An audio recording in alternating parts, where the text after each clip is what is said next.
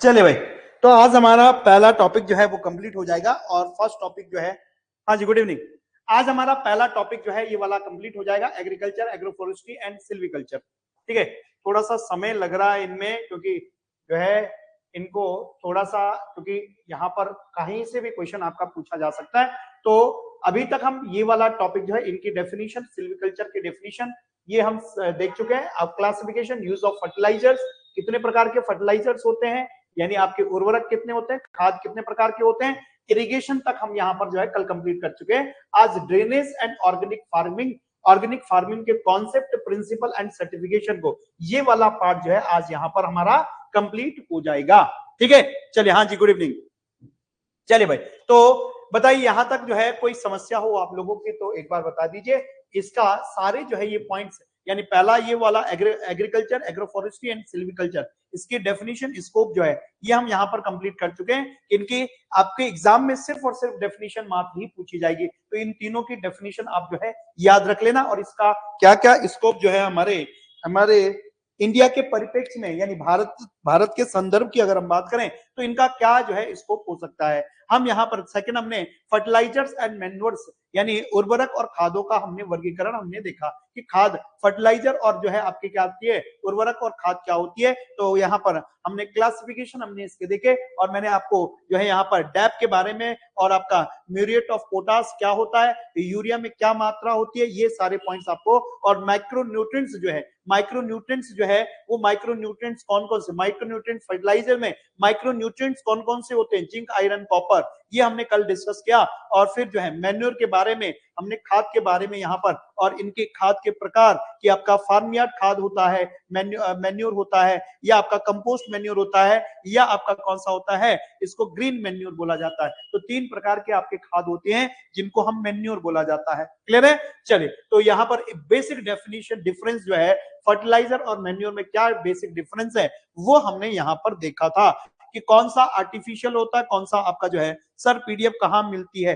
ये एप्लीकेशन में आपको पीडीएफ नहीं मिल रही क्या? इसकी एप्लीकेशन में ही तो मिलती है। अधिकारी जी बहुत दिनों बाद दिखे हो, तो इसकी जो पीडीएफ है वो आपको एप्लीकेशन में मिलती है। ठीक है, एक बार चेक कर लेना एप्लीकेशन में। ठीक है, चले, तो इसको हम जो है कल देख चुके हैं। इरिगेशन, इरिगेशन एंड ड्रेनेज हमने स्टार्ट किया था, तो मैं अगेन फिर से आप लोगों को बता दूं what is irrigation. Irrigation is nothing but artificial application of water in order to increase the crop yield, यानी जो है फसलों के उपजाऊपन को बढ़ाने के लिए फसलों में जो कृत्रिम रूप से लगाया गया पानी जो है उसी को सिंचाई बोला जाता है। तो अगर फसलों में हम कृत्रिम रूप से पानी लगाते हैं, यानी आर्टिफिशियल एप्लीकेशन ऑफ वाटर, तो जो आर्टिफिशियल एप्लीकेशन ऑफ वाटर है, आर्टिफिशियल एप्लीकेशन ऑफ वाटर, तो आर्टिफिशियल एप्लीकेशन ऑफ वाटर, तो आर्टिफिशियल एप्लीकेशन ऑफ वाटर जो है, एप्लीकेशन ऑफ वाटर, तो इसी को क्या बोला जाता है? तो in order to increase the crop yield, यानी कृत्रिम रूप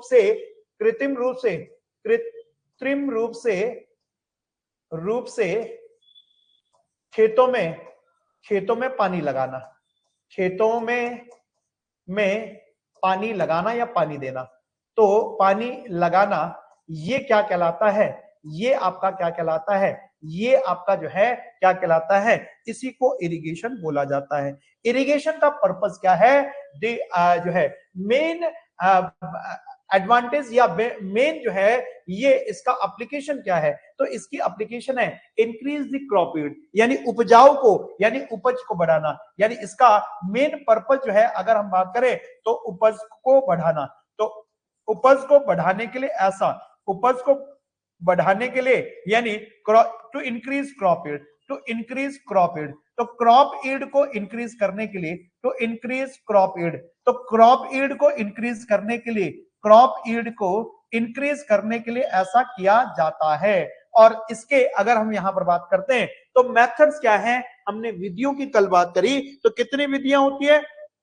तो आप देखेंगे तो ऑलरेडी ये पॉइंट हम यहां पर डिस्कस कर चुके थे कि what is irrigation. Irrigation is nothing but artificial application of water, यानी सिंचाई फसलों की वृद्धि में सहायता के लिए पानी का कृत्रिम रूप है। तो पानी का कृत्रिम रूप से अनुप्रयोग करना या खेतों में उसका जो है एप्लीकेशन है, यही आपका क्या कहलाता है, इसी को हम क्या बोलते हैं, सिंचाई बोलते हैं। अब आपसे क्वेश्चन आपका एग्जाम में यहां से पूछा जा सकता है, अगर सिंचाई से क्वेश्चन पूछा जाता है कि सिंचाई कितनी प्रकार की होती है, तो दो प्रकार की सिंचाई। सिंचाई का मतलब है पानी आप कैसे फील्ड में लगा सकते हैं, खेतों में पानी कैसे दे सकते हैं। अगर आप सरफेस, ग्राउंड सरफेस के ऊपर आप जो है आप सतह के ऊपर पानी लगा रहे हैं, उसको सरफेस इरिगेशन बोला जाता है। अगर सतह के नीचे पानी लगा रहे, डायरेक्टली रूट जोन में लगा रहे, रूट जोन का मतलब है कि जो उसका पेड़ का जो जड़ स्तर होता है, अगर जड़ स्तर में हम पानी लगाते हैं, उसको सब सरफेस इरिगेशन बोला जाता है। सब सरफेस इरिगेशन का मतलब है water is applied at the ground surface. तो वाटर, तो जल को सतह के ऊपर जो है लगाया जाता है, जल को सतह के ऊपर दिया जाता है, तो सतह के ऊपर, किसके ऊपर, ग्राउंड सतह के ऊपर, तो सतह के ऊपर लगाया जाता है, तो सतह के ऊपर लगाया जाता है। और इसी को क्या बोला जाता है, इसी को water is applied on the ground surface, यानी आप इसको कह सकते हैं if water is applied on the ground surface then the method of irrigation is known as surface irrigation, यानी water is applied, तो water is applied on ground surface, applied on ground surface।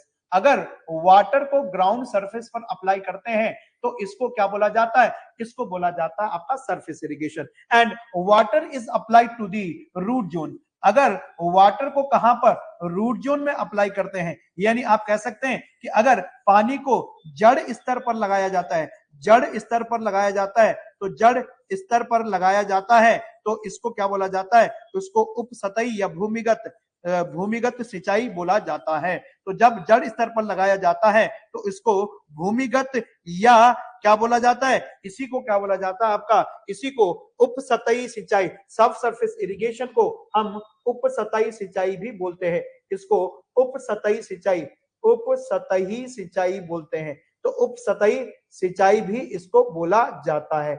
अब अगर हम सिंचाई की यहां पर बात करते हैं, सरफेस इरिगेशन जो है वो कितने प्रकार का होता है। अगर पानी को मुक्त रूप से आप प्रवाहित होने दें, अगर आप पानी को मुक्त रूप से प्रवाहित होने दें, तो यानी यहां पर जो है पानी को फ्रीली फ्लो किया जाता है, तो यहां पर फ्री फ्लो ऑफ वाटर, तो free flow of water, free flow of water, यानी अगर वाटर को फ्रीली आप ग्राउंड सरफेस के ऊपर फ्लो करा रहे हैं, यानी मुक्त रूप से प्रवाह, तो यानी अगर आप मुक्त रूप से प्रवाह जो है, मुक्त रूप से प्रवाहित रूप से जल को प्रवाहित करते हैं, किसके ऊपर, सतह के ऊपर जल को प्रवाहित करते हैं, तो इसको क्या बोला जाता है, इसको बोला जाता है, इसको बोला जाता है फ्लड इरिगेशन। इसको क्या बोला जाता है, इसको फ्लड इरिगेशन बोला जाता है। मुख्यतः इंडिया में सामान्यता फ्लड इरिगेशन को इस्तेमाल किया जाता है। क्या बोला मैंने, सामान्यता भारत में उपयोग किया जाने वाला, सामान्यता भारत में उपयोग किए जाने वाला जो है सिंचाई की, भारत में उपयोग की जाने वाली सिंचाई विधि, उपयोग की जाने वाली सिंचाई विधि, तो मैं भारत में उपयोग होती है। अब इसमें भी हम क्या करते हैं, इसमें भी आपका फ्री फ्लडिंग आता है, इसमें फ्री फ्लडिंग आता है, और इसमें आपका बॉर्डर फ्लडिंग, आप जो है बॉर्डर चेक डैम बनाते हैं, बॉर्डर आप बनाते हैं, इसमें मेड बनाते हैं, बॉर्डर फ्लडिंग होती है, बॉर्डर फ्लडिंग होती है, और इसमें जो है आपका चेक फ्लडिंग होती है, तो इसमें चेक फ्लडिंग होती है। तो इसको आपको, मुझे नहीं लगता कि इसको जो है याद रखने की जरूरत है। तो अगर आपसे पूछ लिया जाए कि बताओ सामान्यता जो है सतही सिंचाई का कौन सी विधि सामान्यता भारत में उपयोग की जाती है, तो आप देखेंगे कि आप घर में आप देखेंगे तो जब भी आप रुपाई के लिए आप जाते हो तो आप देखते हैं कि नहर से पानी आता है, आप एक छोर से पानी को आप मुक्त प्रवाह होने देते हैं, उस टाइप के इरिगेशन को, उस प्रकार के सिंचाई को मुक्त प्रवाह बोला जाता है, फ्लड इरिगेशन बोला जाता है, बाड़ी सिंचाई उसको बोला जाता है। क्लियर है, बाड़ी सिंचाई, यानी इसको बाड़ी सिंचाई, बाड़ी सिंचाई का मतलब है तो बाढ़ का जिस प्रकार से पानी आप जो है किसी तरफ आप जो है उसको भेजते हो, उसी प्रकार से आपका, और बाढ़ का पानी जो है वो पूरे सरफेस पर बिना कंट्रोल के फैलता है, उसी को बाढ़ी सिंचाई या फ्लड इरिगेशन बोला जाता है। तो भारत में सामान्यतः कौन सा इसको इस्तेमाल किया जाता है? तो भारत में क्वेश्चन आपसे पूछा जाएगा, तो भारत में सामान्यतः कौन सी सिंचाई प्रणाली जो है या सिंचाई की विधि उपयोग की जाती है? तो फ्लड इरिगेशन को सामान्यतः उपयोग किया जाता है। फरो इरिगेशन, यहां पर क्या किया जाता है? फरो इरिगेशन में कल भी आप लोगों को समझा चुका हूं। इसमें जो आलू की खेती आप करते हैं, आलू की खेती आप करते हैं, या आप गन्ना लगाते हैं, तो गन्ना लगाते हैं, या आप जो है किसका, आप जो है गाजर की खेती आप करते हैं, आप मूली की खेती करते हैं, प्रायः इसको जो आपका फरो इरिगेशन है आलू, गन्ना, गाजर, मूली आदि के लिए इस्तेमाल किया जाता है। इसमें क्या होता है कि एक होती है यहाँ पर जो है एक को बोलते हैं रिज और दूसरे को बोलते हैं डिच, रिज और डिच।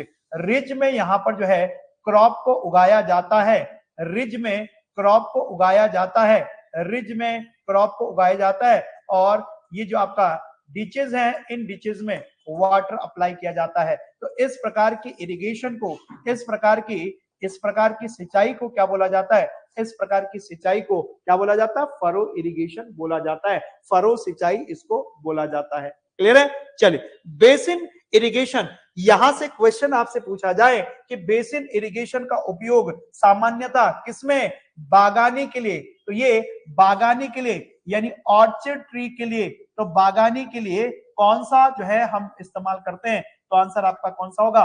बागानी के लिए। तो बागानी के लिए इसको प्रयोग किया जाता है। तो बागानी का मतलब है कि हम यहां पर बात करेंगे ऑर्चर्ड ट्री। तो ऑर्चर्ड ट्री जैसे कि आपका क्या हो गया? सेब हो गया, या आपका संतरा हो गया, सेब, संतरा, या जो भी आपके क्या है, जो बगीचे में जो भी आप उगाते हैं, तो जो भी आप बगीचे में जो भी आप जो है पेड़ उगा रहे हैं, उसमें आप क्या करते हैं? इस प्रकार से आप पानी लेकर आते हैं और इस प्रकार से आप डिच बनाते हैं। इस प्रकार से आप क्या बनाते हैं? इस प्रकार से आप डिच बनाते हैं, इस प्रकार से डिच बनाते हैं। फिर यहाँ पर जो है आप क्रॉप को ग्रो करते हैं, यहाँ पर इस प्रकार से आप क्रॉप को ग्रो करते हैं। इसको बोला जाता है बेसिन, इसको बोला जाता है बेसिन। तो इसी को बेसिन फ्लडिंग बोला जाता है। किसके लिए? बागानी के लिए इसको, ऑर्चर्ड ट्रीज, बागवानी के लिए इसको इस्तेमाल किया जाता है। ठीक है, नेक्स्ट हम बात करते हैं यहां पर किसकी? स्प्रिंकलर इरिगेशन की। तो स्प्रिंकल में हम किसका, यहां पर जो है कृत्रिम रूप से बारिश, तो ये आपका जो है आर्टिफिशियल रेन, यानी आर्टिफिशियल रेन के रूप में हम वाटर सरफेस, आर्टिफिशियल रेन के रूप में, आर्टिफिशियल रेन के रूप में, यानी कृत्रिम वर्षा आप इसको बोलेंगे। तो ये कृत्रिम वर्षा के रूप में, कृत्रिम वर्षा के रूप में हम जो है सिंचाई यूज करते हैं। इसमें आपके हाई प्रेशर नोजल, इसमें क्या यूज होते हैं? हाई प्रेशर नोजल यूज होते हैं, हाई प्रेशर नोजल जो है इसमें यूज होते हैं। तो इसमें अगर देखा जाए तो इसकी एफिशिएंसी जो है वो क्या होती है?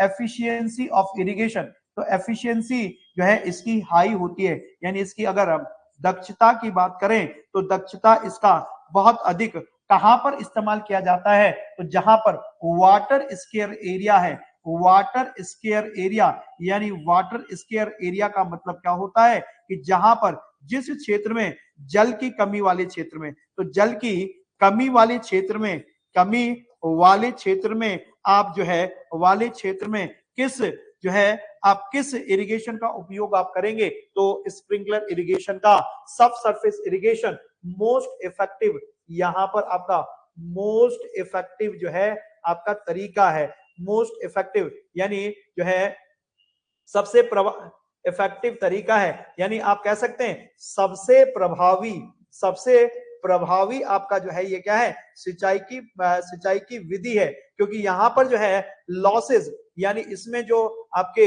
हानि है, लॉसेज जो है वो हानि क्या होती है? सबसे कम होती है, हानि सबसे कम होती है। और अगर हानि सबसे कम है, यानी इसका मतलब है इसकी जो दक्षता है, इसकी जो दक्षता है, इसकी जो एफिशिएंसी है वो एफिशिएंसी क्या होती है, एफिशिएंसी इज वेरी हाई। तो ये वेरी हाई सबसे अधिक जो है, यानी सभी की अगर आपसे दक्षता पूछी जाए तो सबसे अधिक दक्षता जो है वो किसकी, ड्रिप इरिगेशन की होती है। तो यहां पर हम ड्रिप इरिगेशन की यहां पर बात कर रहे हैं, वेरी हाई होती है। और इसी को हम एक और रूप से ट्रिकल इरिगेशन के रूप से इसको और एक रूप से इसको ट्रिकल इरिगेशन के रूप में, यानी इसको ट्रिकल इरिगेशन के, ट्रिकल सिंचाई के रूप में भी इसको जाना जाता है। तो ट्रिकल सिंचाई के रूप में भी इसको जाना जाता है। और इसको भी कहां पर इस्तेमाल किया जाता है, वाटर स्केयर एरिया में, वाटर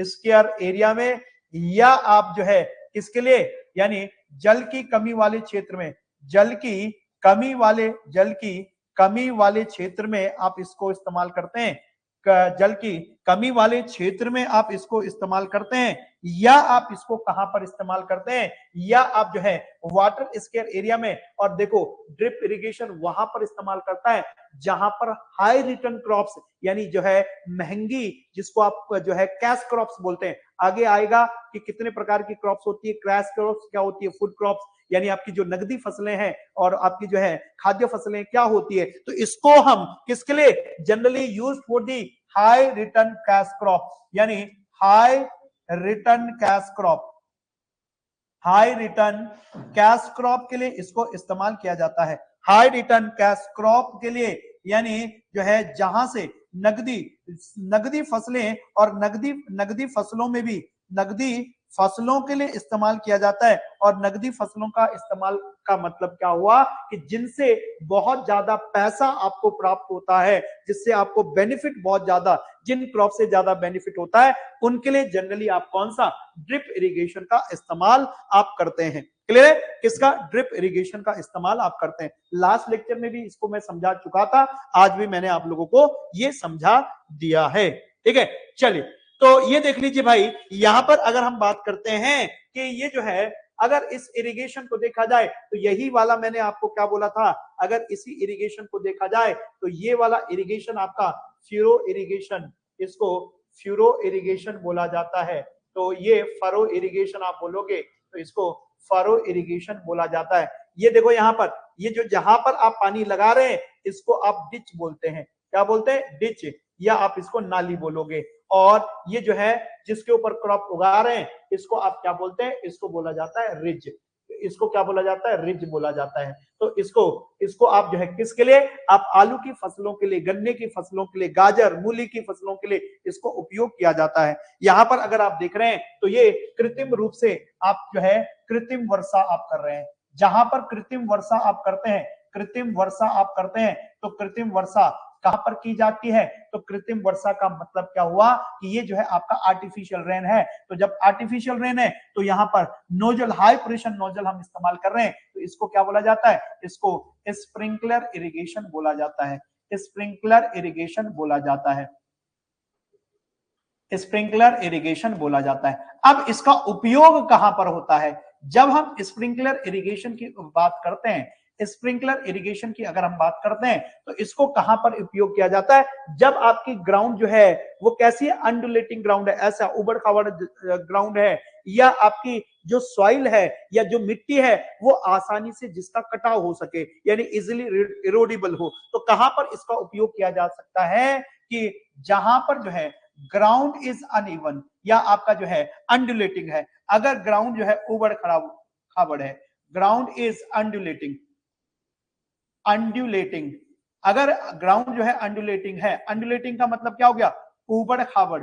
अगर ग्राउंड जो है वो उबड़ खाबड़ वाला है, उबड़ खाबड़ वाला है, तो वहां पर इसको इस्तेमाल किया जा सकता है। दूसरा, जहां पर जो है सॉइल इज इरोडेबल, तो अगर जहां पर सॉइल इज इरोडेबल, इरोडेबल का मतलब क्या होता है, इरोडेबल का मतलब क्या होता है कि अगर मृदा का जो है, जहां पर मृदा का कटाव आसानी से होता है, तो मृदा का कटाव आसानी से होता है, वहां पर कौन सा, स्प्रिंकलर इरिगेशन को। और अगर हम पानी देखो, यहां से ये नहर जा रही है और पानी मुक्त रूप से इसके ऊपर चला दिया जाए, इसके ऊपर जो है भेज दिया जाए तो इसको क्या बोला जाता है, इसको फ्लड इरिगेशन हम बोलेंगे। तो क्या बोला जाता है इसको, बाढ़ी सिंचाई, फ्लड इरिगेशन इसको बोला जाता है, फ्लड इरिगेशन इसको बोला जाता है, यानी इसको बाढ़ी सिंचाई इसको बोला जाता है। तो यानी इसको हम किस प्रकार का, हम बाढ़ी सिंचाई इसको बोलेंगे। तो बाढ़ी सिंचाई क्या होती है,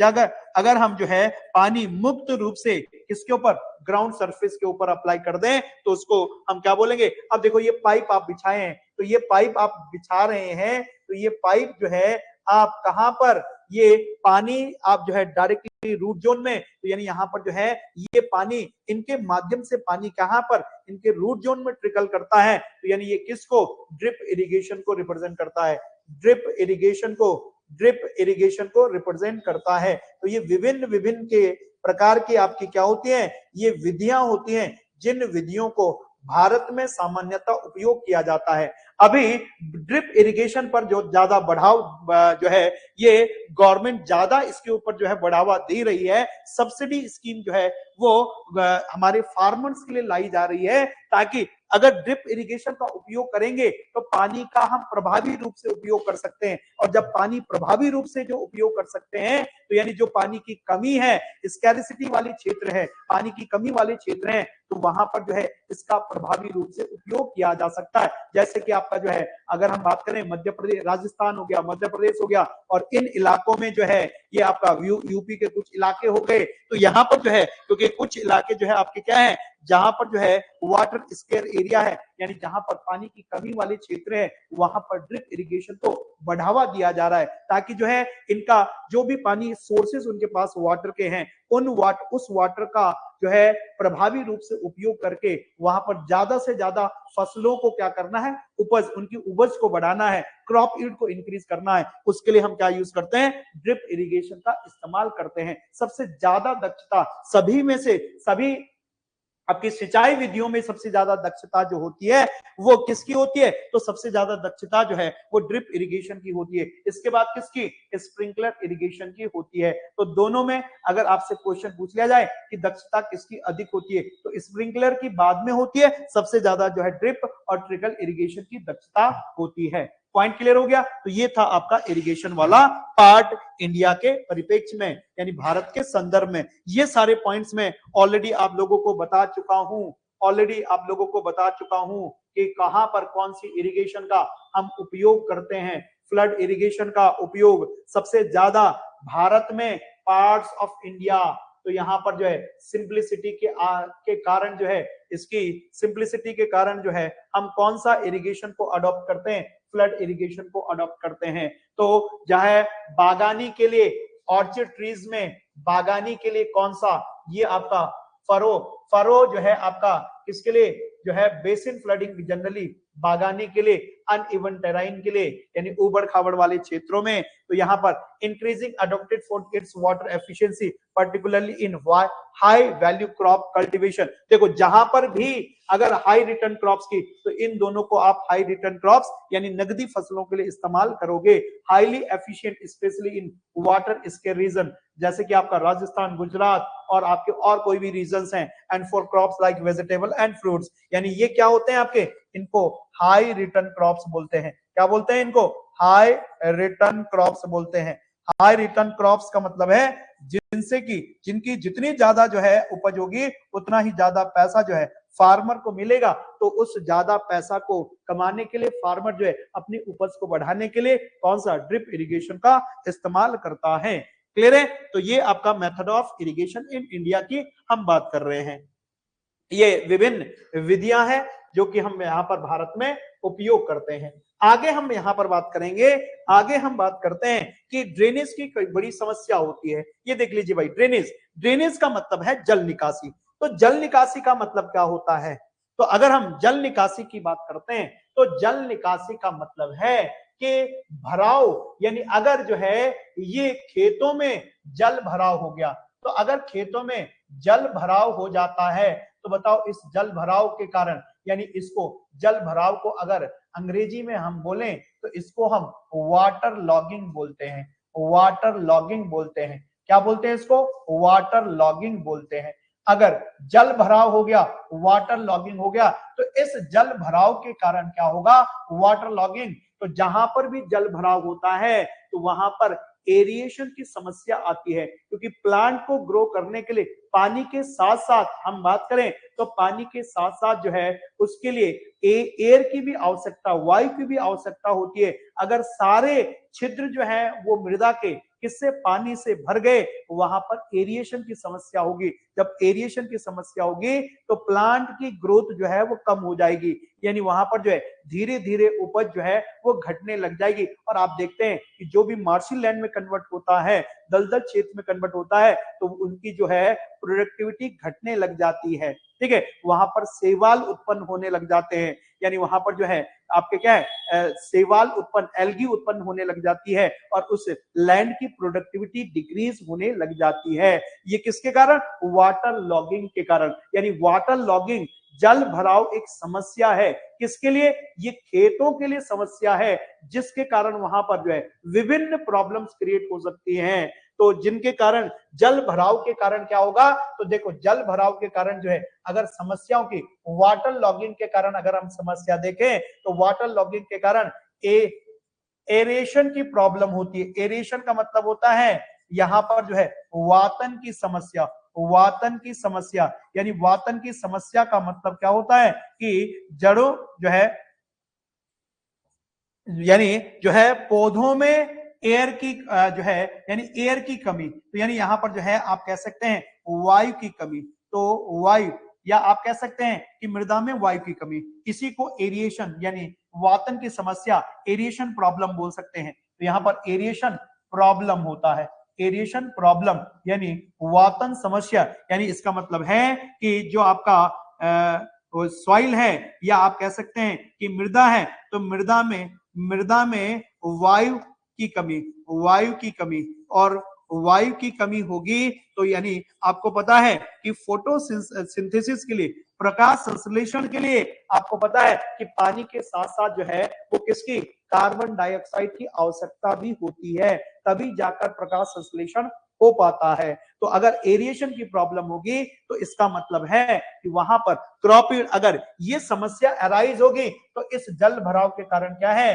क्रॉप ईल्ड क्या होगी। अगर हम यहां पर बात करेंगे तो क्रॉप ईल्ड पर क्या प्रभाव पड़ेगा, तो क्रॉप ईल्ड पर क्या प्रभाव पड़ेगा, तो क्रॉप ईल्ड जो है यानी उपज की अगर हम बात करते हैं तो उपज यहां पर क्या होने लग जाएगी, डिक्रीजेस। तो उपज जो है वो क्या होने लग जाती है, ये डिक्रीज होने लग जाती है, यानी उपज में जो है यहां पर क्या होती है, कमी होती है। तो जब उपज की कमी हो गई तो यानी इसका मतलब है कि जो एक्सेस वाटर है उस एक्सेस वाटर को आपको रिमूव करना है। That excess water has to be remove from the ground. तो उस एक्सेस वाटर को कैसे रिमूव किया जाएगा, उसी को, उस वाटर को रिमूव करने के प्रोसेस को ड्रेनेज या जल निकासी बोला जाता है। The process of removing the excess water on the ground, on the field, the process of, मैं यहां पर लिख देता हूं इसकी definition, the process of the process of the process of the process of process of removing process of removing the process of removing excess water from the ground, excess water यानी जो भरा हुआ जल है, excess water from the ground, water from the land बोल सकते हैं, ground बोल सकते हैं, जो भी land, the process of removing excess water from the land is known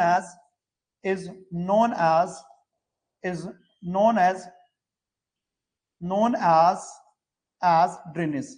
यानी जो अधिक वाटर है, तो जो अधिक वाटर है उस अधिक वाटर को, या आपका भराव जल है, भराव जल की अधिकता यानी अधिक जल को जो है उस पर्टिकुलर खेत से निकालने को क्या बोला जाता है, जल निकासी बोला जाता है। अगर मैं यहां पर जो है जल निकासी, अगर मैं क्रॉप ईल्ड और जो है किसके बीच में, अगर यहां पर आपको ग्राफ बता दूं कि जो है अगर यहां पर क्रॉप ईल्ड उपज में, अगर मैं आपको उपज क्रॉप ईल्ड और जो है यहां पर जल की मात्रा में, तो जल में अगर उपज और जल में अगर किसी एक पर्टिकुलर क्रॉप, मान लीजिए आपने जो है किसके लिए, गेहूं की उपज के लिए मैंने ये ग्राफ बनाया, किसमें, गेहूं की उपज और उसमें मिलाए जाने वाले पानी, उसको दिए जाने वाले पानी में। तो जैसे जैसे यहां पर देखो कि इनिशियली क्या होता है कि जब हम यहां पर जो है जल की मात्रा बढ़ाते तो उपज भी बढ़ती है, एक पॉइंट पर मैक्सिमम हो गए, फिर यहां से अगर आप जल जो है बढ़ाएंगे तो जल की उपज जो है यानी उपज जो है वो क्या होती है, डिक्रीज होती है। तो देखो एक पॉइंट पर क्रॉप ईल्ड क्या है, उपज का मतलब है, यहां पर हम किसकी बात कर रहे हैं, क्रॉप ईल्ड की बात कर रहे हैं। तो एक पॉइंट पर क्रॉप ईल्ड मैक्सिमम है, तो उस वाटर कंटेंट यानी उस जल पर जो है अगर जल उससे अधिक अगर हमने जल बढ़ाया तो यहां पर क्रॉप ईल्ड क्या होती है, डिक्रीजिंग। यानी यही जो है आपका क्या है, जल भराव को रिप्रेजेंट करता है कि जब जल भराव होगा तो क्रॉप ईल्ड विल डिक्रीजेस, यानी जो जो जो खेत की उपजाऊपन है या खेत की या जो आपका उपज है वो उपज जो है धीरे धीरे क्या होने लग जाएगी, कम होने लग जाएगी। इसलिए जो भरा हुआ पानी है उस भरे हुए पानी को रिमूव करना जो है जरूरी है और इसी को ड्रेनेज बोला जाता है या इसी को जल निकासी बोला जाता है। ठीक है, तो ये पॉइंट्स आपके क्लियर हो गए होंगे। चलिए अब यहां पर अगर आप देख रहे होंगे कि ये जो है आपका दो प्रकार की जल निकासी होती है, कितने प्रकार की, दो प्रकार की जल निकासी होती है। कौन कौन से प्रकार की जल निकासी होती है भाई, दो प्रकार की अगर हम जल निकासी की बात कर रहे हैं तो देखो यहाँ पर पेड़ उग रहा है और आप जो है यहाँ पर रेज्ड वाटर टेबल को आप यहाँ से एक्सेस वाटर को रिमूव कर रहे हैं, तो इसको आप सरफेस के नीचे, इसको सब सरफेस ड्रेनेज बोला जाता है, इसको बोला जाता है सब सरफेस ड्रेनेज। क्या बोला जाता है, सब सरफेस ड्रेनेज, सब सरफेस सरफेस ड्रेनेज, सब सरफेस ड्रेनेज बोला जाता है। यानी इसको उपसतही जो है, इसको उपसतही निकासी, जल निकासी बोला जाता है, उपसतही जल निकासी इसको बोला जाता है। ये किस प्रकार की निकासी है, इसको उपसतही जल निकासी बोला जाता है। क्लियर है, इसको उपसतही जल निकासी बोला जाता है। अब यहां पर देखो ऐसे आप ऐसे एक्स जो है देखो आप ऐसे ड्रेन्स आप यहां पर बना रहे हैं कि पानी इसमें एक्सेस हो गया, इसको यहां से रिमूव कर सकते हैं, तो इसको आप सरफेस ड्रेनेज बोलते हैं। क्या बोलते हैं, सरफेस ड्रेनेज, सरफेस ड्रेनेज। और जनरली खेतों के किनारे किनारे जो है आप इन जल निकासी को आप क्या करते हैं, उपयोग करते हैं, यानी इसको सतही जल निकासी बोला जाता है। तो कितनी प्रकार की निकासी, जल निकासी होती है, दो प्रकार से आप जो है जल को उस खेत से आप जो है रिमूव करते हैं, एक आपका सरफेस सब सरफेस ड्रेनेज और दूसरा आपका क्या होता है, सरफेस ड्रेनेज होता है, वाटर को रिमूव करने के लिए। क्लियर है, तो ये आपका जो है एक्सेस वाटर जो आपके सरफेस पर है उसको सरफेस ड्रेन से, यहां पर क्या है, ये आपने सरफेस ड्रेन, इसको आपने बोला सरफेस ड्रेन, सरफेस ड्रेन, इसको आपने बोला सरफेस ड्रेन, यानी जल निकासी, आपने इसको सतही निकासी इसको बोला। अब ये जो आपका इसको सब सरफेस ड्रेन या सब सरफेस ड्रेन में आपके जनरली कैसे ये टाइल ड्रेन्स आते हैं, यहां पर जो है वो क्या होते हैं, टाइल ड्रेन्स आते हैं। तो जो है सब सरफेस में हम टाइल ड्रेन्स का इस्तेमाल करते हैं। पॉइंट क्लियर है, ड्रेनेज का मतलब क्या हो गया और कैसे हम जल की निकासी को करते हैं और क्यों करते हैं, इसका भी आप लोगों को आइडिया पता चल गया होगा।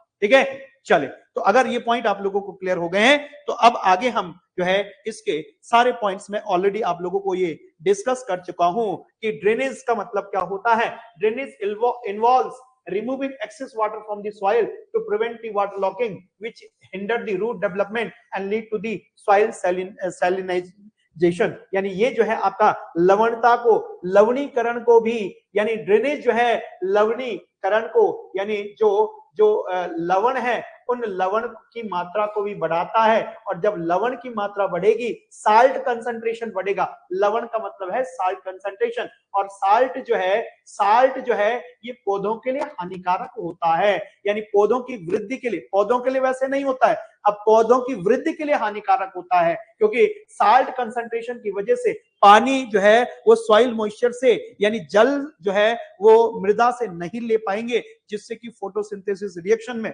बाधा उत्पन्न होगी, यानी यहाँ पर जो है प्रॉब्लम क्रिएट होगी फोटोसिंथेसिस, प्रकाश संश्लेषण में, जिसके कारण जो है प्रकाश संश्लेषण नहीं होगा, फूड नहीं बन पाएगा और फूड डेवलपमेंट के लिए, फूड के लिए जो है फोटोसिंथेसिस का होना जरूरी है। तो इसलिए ड्रेनेज को यहां पर जो है यूज किया जाता है। तो कितने, दो प्रकार के, ऑलरेडी मैं डिस्कस कर चुका हूं इन पॉइंट्स को। तो दो प्रकार के, एक सरफेस ड्रेनेज जिसको हम सतही जल निकासी और सब सरफेस अधो सतही या इसको जो है उप सतही भी बोलते हैं। इसी को आप क्या कह सकते हैं, इसको आप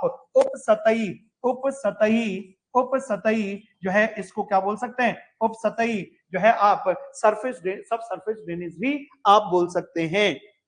देखो यहां पर ये क्या है आपका, involves creating a open channel open ditches, यानी नालियां, छोटी छोटी नालियां आप बनाते हैं, direct excess water away from the field. तो खेतों से अतिरिक्त पानी को दूर करने के लिए खुली नहरें या खाई, आप जो डिचेस आप बनाते हैं उसको क्या बोला जाता है, सरफेस ड्रेनेज बोला जाता है। Installation of pipe system, tile drains, generally क्या है, क्वेश्चन आपके एग्जाम में पूछा जाएगा कि टाइल ड्रेन्स जो है किस प्रकार की जल निकासी में उपयोग होता है। तो आंसर आपका क्या होगा, अधो सतही या उप सतही जल निकासी में। Is less common but practice in areas with the high water table, जहां पर वाटर टेबल यानी जो आपका जो जल स्तर है, भूजल स्तर, तो जहां कहां पर इस्तेमाल किया जाता है, जहां भूजल स्तर जो है वो बहुत ऊपर होता है, जहां भूजल स्तर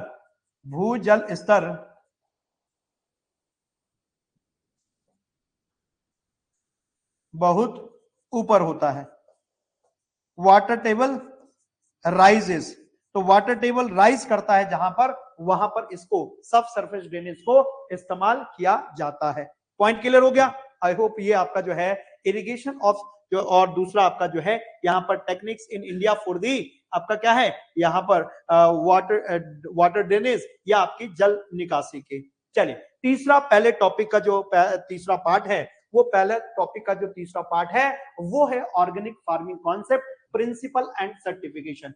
ऑर्गेनिक फार्मिंग यानी जैविक खेती होती क्या है, जैविक खेती क्या होती है, क्या कॉन्सेप्ट है इसका, कॉन्सेप्ट अवधारणा क्या है, और इसके सिद्धांत, 4 सिद्धांत, यहीं से क्वेश्चन आपके बनेंगे। 4 सिद्धांत होते हैं इसके, कौन कौन से होते हैं आगे बात करेंगे। और भारत में इसमें जो भी आपका ऑर्गेनिक खेती है, जो भी आप ऑर्गेनिक प्रोडक्ट आप बना जो है आप खेतों से उपज, जो आपकी उपज है वो अगर आपकी ऑर्गेनिक खेती आप कर रहे हैं और ऑर्गेनिक खेती की आपकी उपज है, तो ऑर्गेनिक खेती की उपज को सर्टिफाई करने के लिए सर्टेन एजेंसीज हैं, जो कि आप भारत के परिप्रेक्ष्य में बात करोगे और जो है उत्तराखंड के परिप्रेक्ष्य में बात करोगे तो 2 इंपॉर्टेंट यहां पर क्या है, एजेंसीज हैं जो सर्टिफिकेशन देती है कि इनका प्रोडक्ट, मान लीजिए आपने कंपनी रजिस्टर करी कि आप जो है आप क्या करते हैं, आप जो है आप जैविक खेती करते हैं और जैविक खेती के माध्यम से अपने फसलों को मार्केट प्लेस में आप बेच रहे हैं, जो भी प्रोडक्ट आपका है वो मार्केट प्लेस में बेच रहे हैं,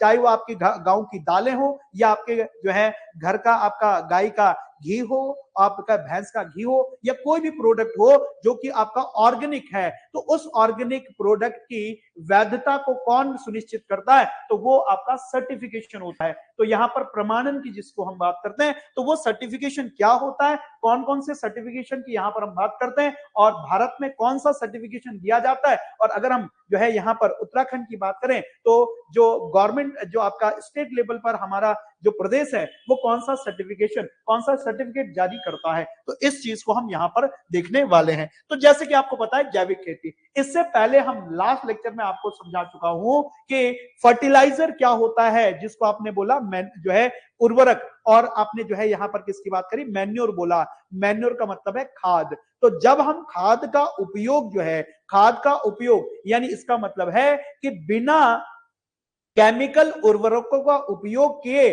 अगर हम फसल की वृद्धि का जो है फसल की वृद्धि करते हैं तो उसको, और फसल की वृद्धि जो है जैविक खादों के उपयोग से हम करते हैं, तो उस खेती को क्या बोला जाता है, जैविक खेती बोला जाता है। अब इस जैविक खेती का क्या उपयोग है वो हम लास्ट लेक्चर में यहाँ पर जो है, यानी जो मैन्योर को यूज करते हैं, खादों को यूज करते हैं, उसका क्या इंपैक्ट जो है, क्योंकि अगर जैविक खेती को उपयोग कर रहे हैं तो कोई केमिकल फर्टिलाइजर का इस्तेमाल नहीं करते। जब केमिकल फर्टिलाइजर का आप इस्तेमाल नहीं कर रहे हैं, ना तो उसका इंपैक्ट आप पर होगा, ना आपके हमारे सराउंडिंग एनवायरमेंट में होगा, ना हमारे इकोलॉजी पर होगा, ना हमारी बायोडाइवर्सिटी उससे क्या होगी, ना हमारी बायोडाइवर्सिटी यानी जैव विविधता भी उससे प्रभावित नहीं होगी। यानी एक अगर सतत जो है अगर हम खेती का अगर हम बात करें यानी सस्टेनेबल अगर फार्मिंग की अगर हम बात करते हैं तो सस्टेनेबल फार्मिंग जो है तो ये जो जैविक खेती है, ऑर्गेनिक फार्मिंग है, ये आपका एक प्रकार से आपका सस्टेनेबल फार्मिंग इसको हम बोल सकते हैं। यानी सस्टेनेबल का मतलब क्या है कि जिससे किसी का नुकसान ना हो, जिससे किसी का नुकसान ना हो, यानी जो फर्टिलाइजर्स हम उपयोग कर रहे हैं उन फर्टिलाइजर से हम क्या कर रहे हैं कि बहुत ज्यादा जो भी हमारे रिसोर्सेज है उन रिसोर्सेज का ह्रास कर रहे हैं। तो ज्यादा से ज्यादा जो है फर्टिलाइजर उपयोग करके उस सॉइल की फर्टिलिटी को डिक्रीज कर रहे हैं ताकि जो है प्रोडक्ट की जो प्रोडक्टिविटी है वो आपकी इंक्रीज हो सके। तो जैविक खेती का मतलब क्या है कि जहां पर हम क्या करते हैं तो देख लीजिए, जहां पर हम उर्वरक के रूप में हम क्या इस्तेमाल करते हैं, कंपोस्ट या हम खाद का उपयोग करते हैं, या आप कह सकते हैं फार्म यार्ड जो है आप जो है यहाँ पर मैन्योर का इस्तेमाल करते हैं और आप जो है यहाँ पर खेती कर रहे हैं, तो इसको ऑर्गेनिक फार्मिंग कहा जाता है। तो ये होलिस्टिक यानी एक समग्र प्रकार का या सतत जो है आप इसको खेती कह सकते हैं। Organic farming is a holistic production management system that emphasizes the use of natural inputs and process।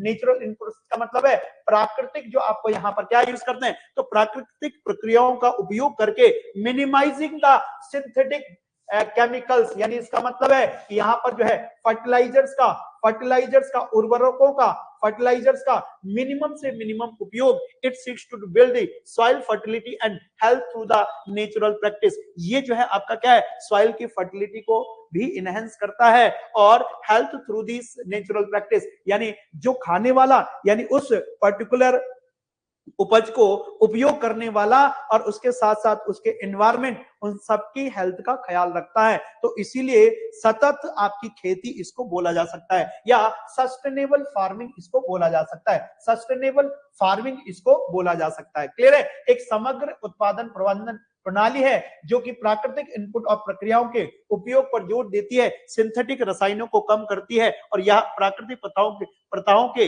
यानी जो आपके नेचुरल प्रोसेस हैं माध्यम से मिट्टी की उर्वरकता और स्वास्थ्य का निर्माण करना चाहती है, तो उसको ऑर्गेनिक फार्मिंग बोला जाता है।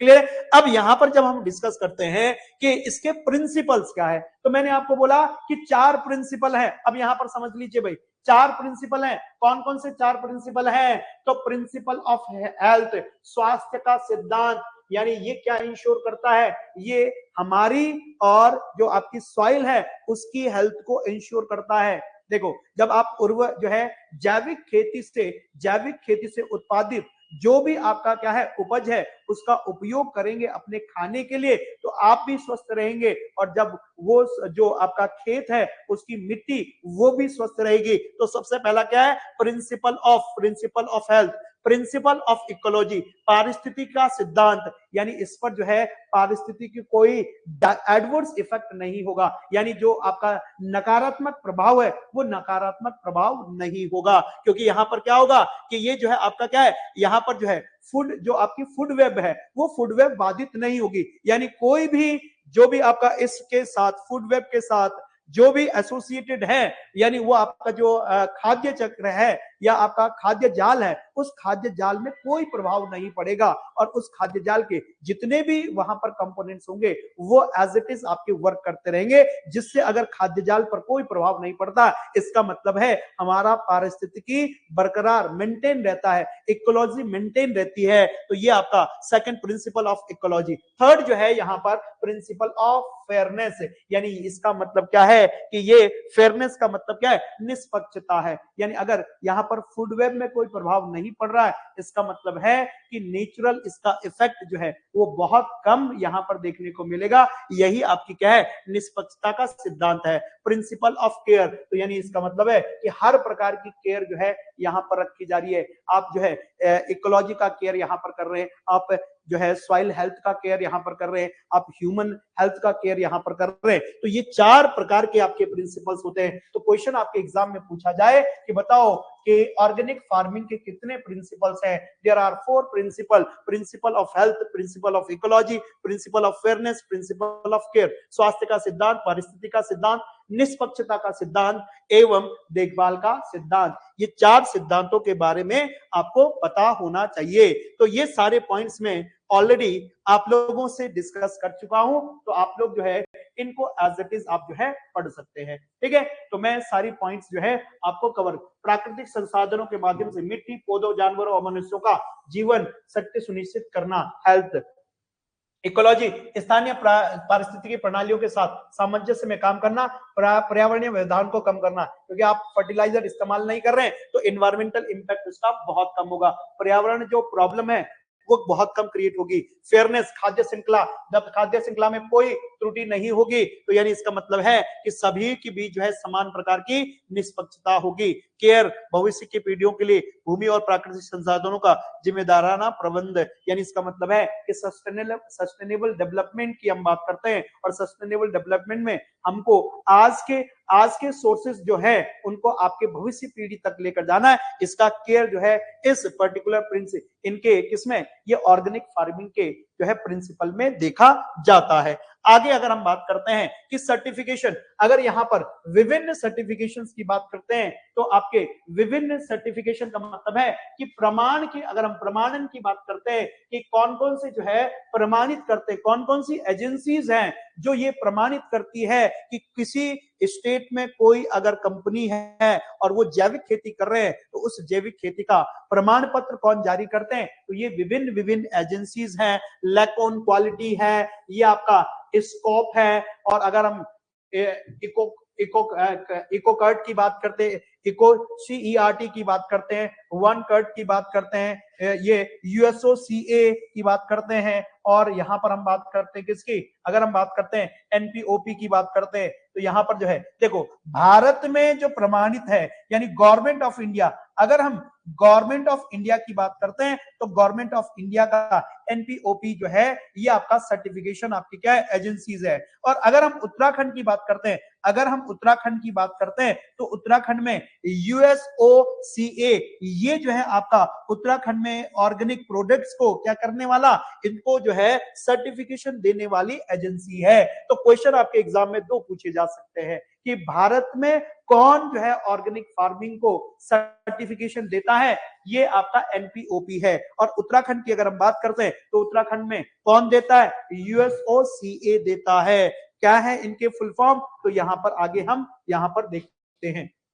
ठीक है, आगे जो है इनके फुल फॉर्म देखते हैं और फिर इस लेक्चर को हम यहां पर एंड करते हैं। ठीक है, तो इस लेक्चर को फिर यहां पर एंड किया जाता है। ठीक है, चलिए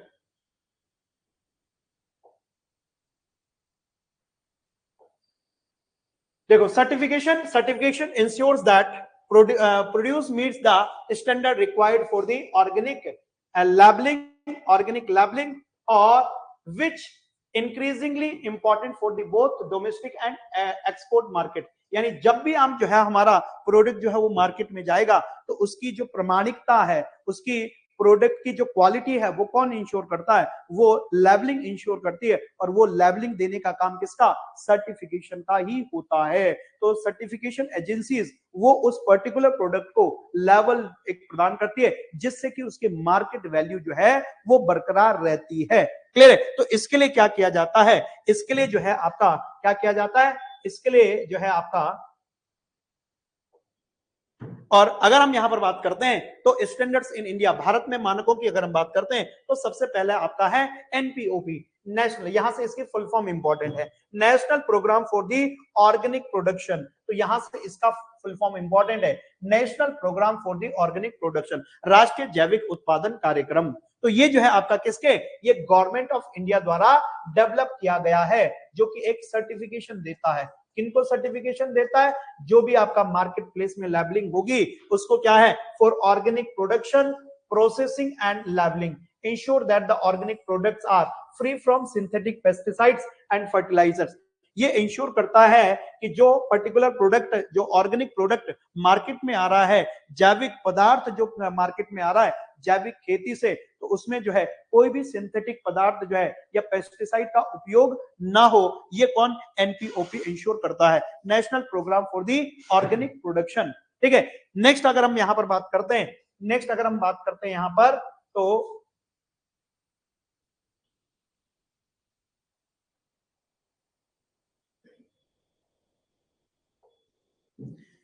नेक्स्ट अगर हम बात करते हैं यहां पर, तो स्टैंडर्ड्स इन इंडिया, तो अगर हम इंडिया की बात करते हैं तो इंडिया में कौन कौन से हैं? Uttarakhand state organic certification agency, इसी को यूएसओसीए,